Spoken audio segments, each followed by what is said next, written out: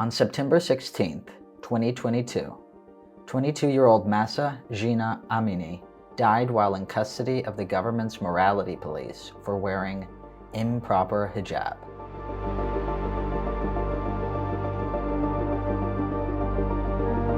This sent shockwaves throughout Iran.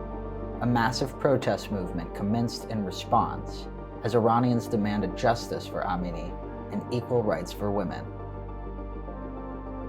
My name is Sydney Martin, and I'm the program manager and a researcher here at the Iran 1400 Project. I recently conducted interviews with a variety of scholars about the woman life freedom movement.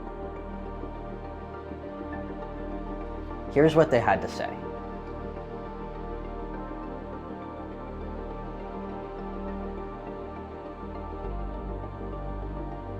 I think that there are at least two sets of effects that are the result of the movement known as women, life, and freedom.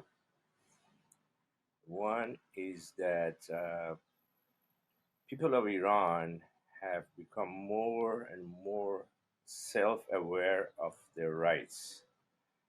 Citizenship rights are something that is inside people's heads and their minds and their hearts.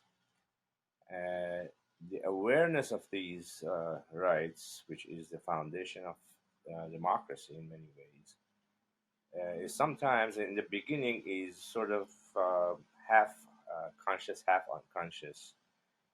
People may know that they deserve certain rights, like rights of economic rights, political rights and freedoms, social rights, individual rights, what I want to wear, what I want to drink. These are the rights that I have. And in the beginning, there could be a sense of having these rights, a sort of not completely conscious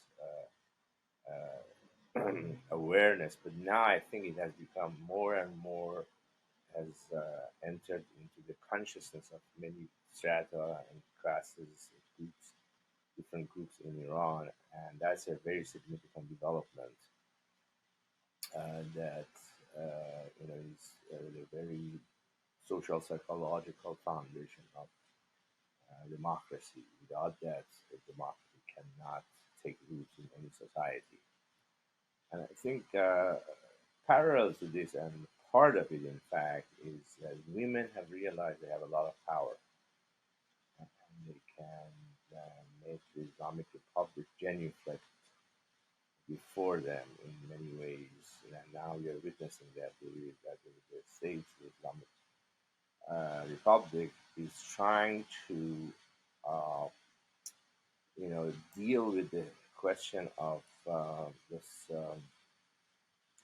civil disobedience on the part of many women who refuse to wear the compulsory hijab, and that has become a part of many parts of Iran have experienced that uh, women have become aware of their power and their agency, and that's also a very important aspect of and consequence of the past year or so.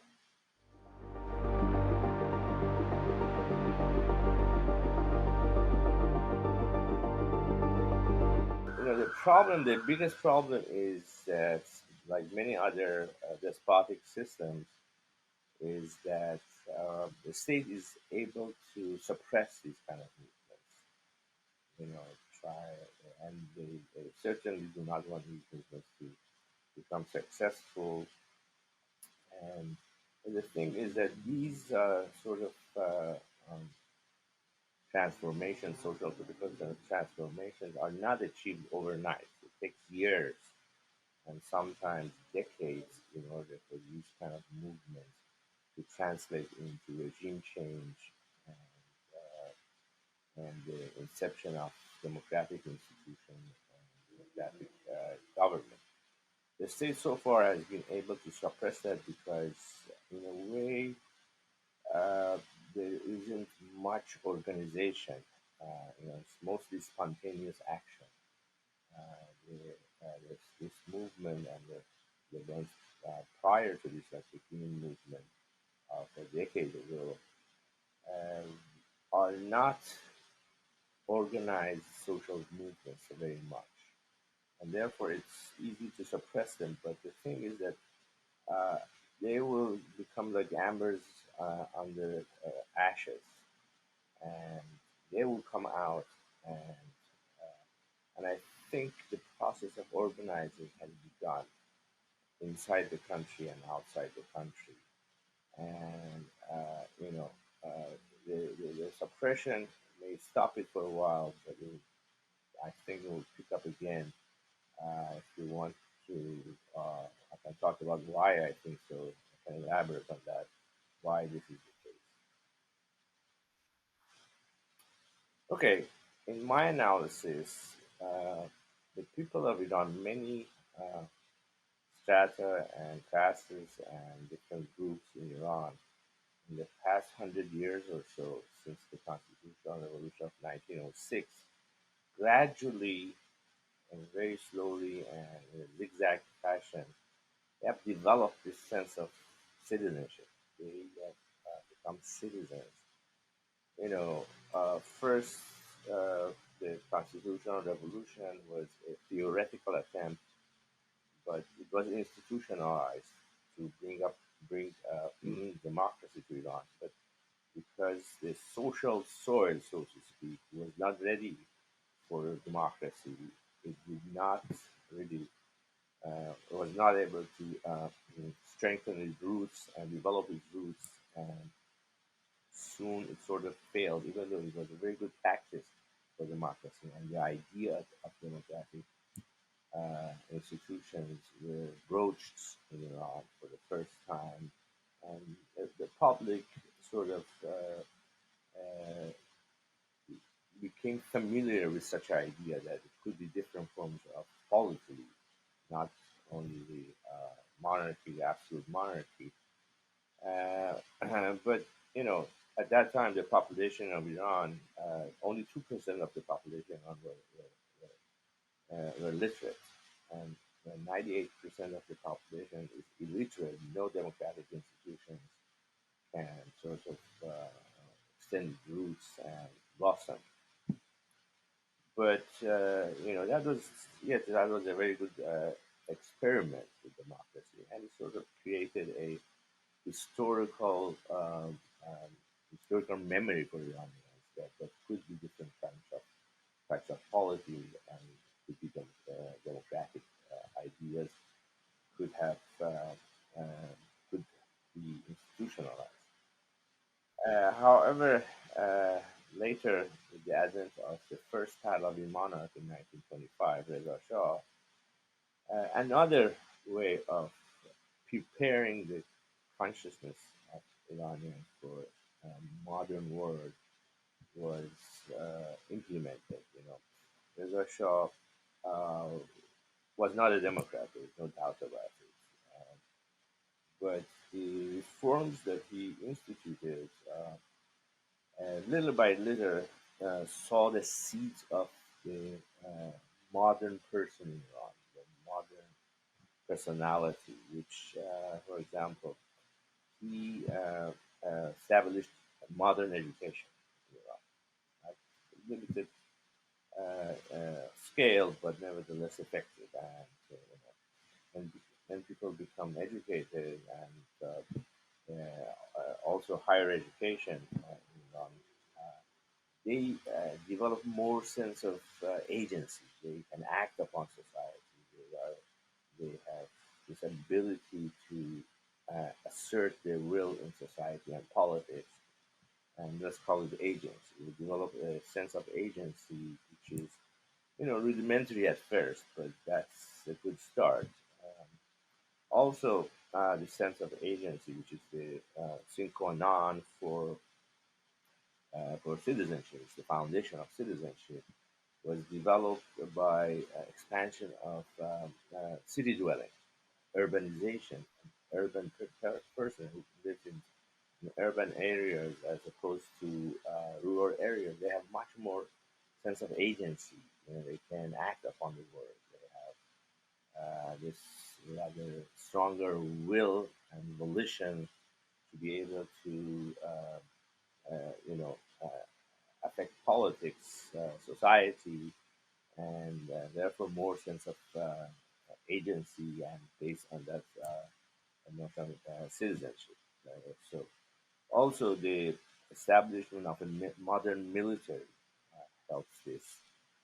Modern military is a very contradictory institution. Uh, on the one hand, it creates a sense of agency because it gives you the discipline, the illiterate rural person, men in this case, always, they are sort of they acquire a sense of the, agency and also discipline. They can act upon the word, even though it is uh, suppressed from the other side because they have to display obedience and blind obedience. Uh, Modern militaries have always had this amazing contradictory impact on societies. Also, the creation of a modern bureaucracy helped this process of agentification and acquiring a sense of agency, which is necessary for democratic institutions. But no democracy. But the foundation, this psychological transformation that is needed for democratic institutions gradually are developed, and also industrialization. A person who works in a modern industrial institution, a factory, because she or he manipulates nature much more willfully and effectively than a person who lives in the rural areas, has much more agency.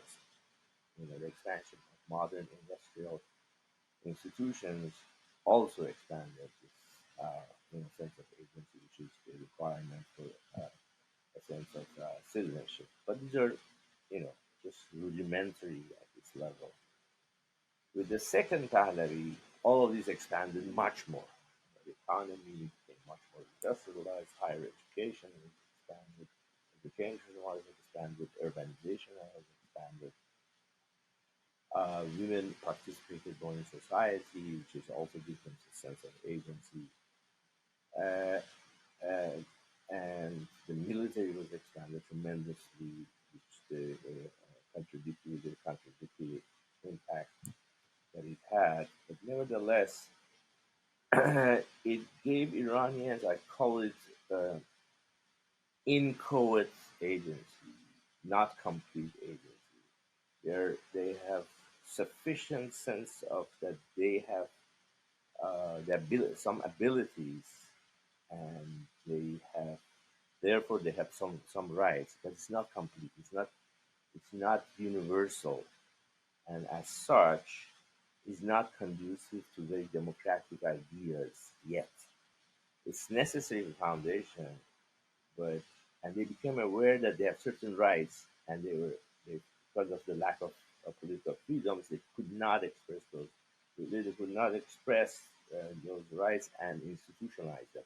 But the people of Iran, I'm sociologically speaking, at the near the 79 revolution, they were this kind of people that they had acquired some sense of agency, but it was incomplete. It was inchoate. It was not conducive to democratic thinking, but they wanted to destroy the political institutions of the time because they had acquired enough agency to reject the system, but they didn't have a real alternative uh, for a different and democratic institution, political institution. So that's my explanation. There are many ways to try to explain the 79 revolution in Iran, but this is my approach, and I just a few years ago I published a paper on that. Anyway, so uh, however, after 79, not only all those things. All those institutions expanded, higher education become much more sort of industrialization in a way, even though they destroyed a lot of the industries before that. Uh, but two events took place that really increased this sense of agency and identification in Iran. One was the 79 revolution itself. Some people think it was a conspiracy, a coup d'etat, a foreign intervention, a sedition, whatever you want to call it. It uh, it sort of shocked, especially the people of lower uh, classes. It catapulted them in the cauldron of agency and agentification. Because in a revolution, you act, you demonstrate, you participate in demonstrations, and that increases your sense of agency. Uh, and that is, and modern revolutions do that. You know, in Europe, in the West, the same thing has happened. In China, it has happened. It's very tragic. The revolution is one of the. I I ran away from it myself. I was very young, and I just escaped.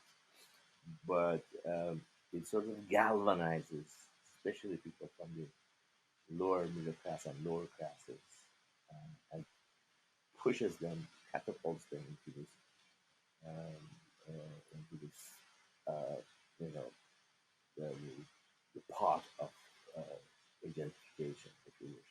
If you will. Another uh, social event that is does that very tremendously is the the wars in modern era, the total wars in modern era. They're absolutely hell. There's no doubt about it.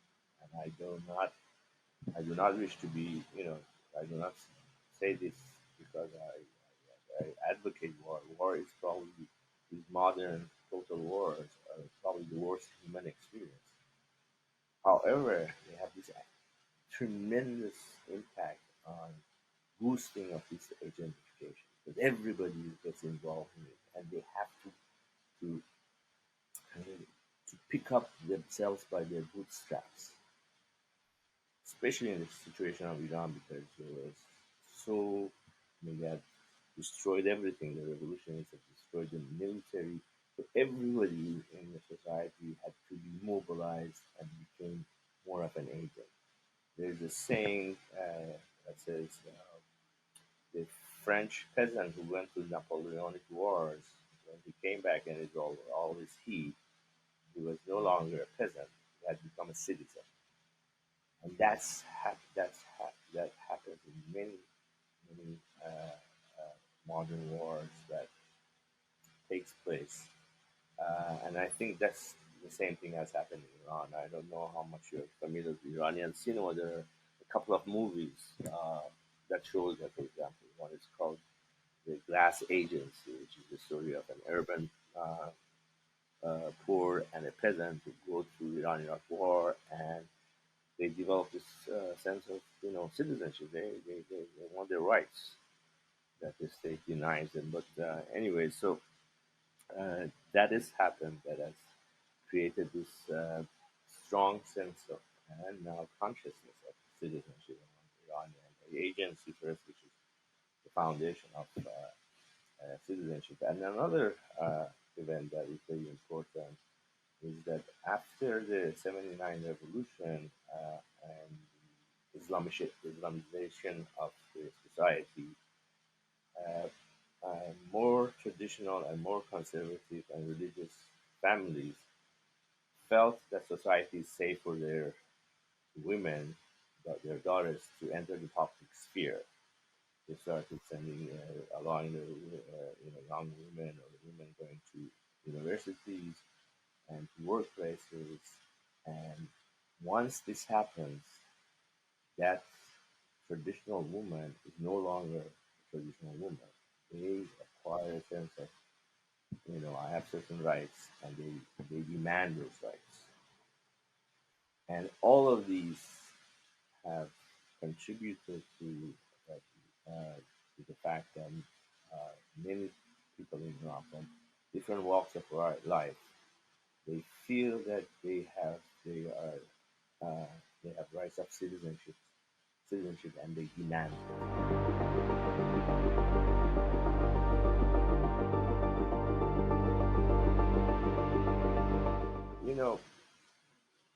They have to be able.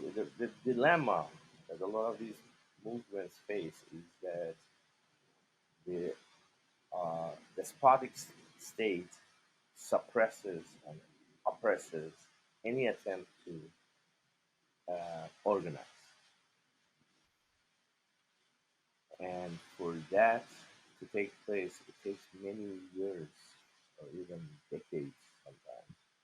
I think in the case of Iran, it would not be that long. Of course, you cannot never predict human beings and social events. But I think because this very strong sense of agency and citizenship among Iranian people has developed, that would be almost inevitable. But the state also has the ability to suppress these, and it's very important to be able to organize that. And I think the internet has played a major part in this, because the internet uh, becomes a means of communication and organization, and they cannot do much about it. They stop it sometimes, but the whole structure of society is now very much dependent on the internet. So that is, I think, a very positive development. And outside world, I think, must help that, provide easy access to the internet. That's what we can do from outside Iran. The civil society in the West and the governments in the West can provide easier access to the internet when the state in Iran stops it or slows it down. That's very important. But I think the Iranians are little by little developing this organizational aspect of institutionalization of their demand, even though they are very much challenged by the regime.